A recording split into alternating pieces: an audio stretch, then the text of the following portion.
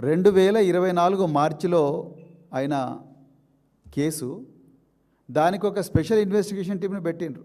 అదంతా కాదని మళ్ళీ 2025లో ఆ స్పెషల్ ఇన్వెస్టిగేషన్ టీం స్థానంలో రాజకీయ నాయకులు రావడం లేదని వాళ్ళని ఎట్లని చెప్పి కేసీఆర్ గారిని, హరీష్ రావు గారిని, కేటీఆర్ గారిని, ఎమ్మెల్సీ నవీన్ కుమార్ను, ఇంకా మిగతా అందరినీ కూడా మళ్ళీ ఇందులో ఎట్లయినా ఇరికించి వాళ్ళ మీద ఛార్జ్షీట్ ఫైల్ చేసి వాళ్ళని జైలుకు పంపించాలి అన్న కుట్రతోని మళ్ళీ రెండవ స్పెషల్ ఇన్వెస్టిగేషన్ టీము పెట్టిండ్రు.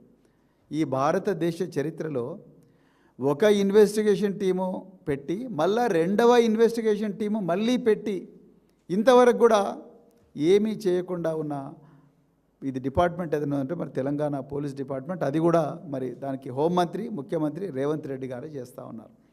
మరి అంత ఘనమైన నేరం ఏం చేసిండు ఇక్కడ?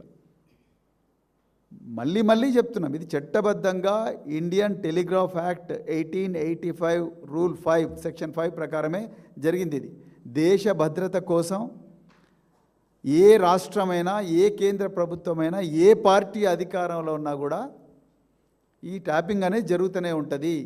దాంట్లో ఎవ్వరికి కూడా అనుమానం ఉండాల్సిన అవసరం లేదు. అది అందరూ ఒప్పుకుంటున్నారు. సాక్షాత్తు ఇప్పుడున్న ముఖ్యమంత్రి రేవంత్ రెడ్డి గారు కూడా ఢిల్లీలో చాలా స్పష్టంగా చెప్పిండ్రు, ట్యాపింగ్ అన్ని ప్రభుత్వాలు చేస్తాయి. మరి ట్యాపింగ్ అన్ని ప్రభుత్వాలు చేస్తాయి అన్నప్పుడు ఈ మార్చి 2024లో పంజాగుట్ట పొల్యూషన్లో ఎందుకు పెట్టిండ్రు కేసు?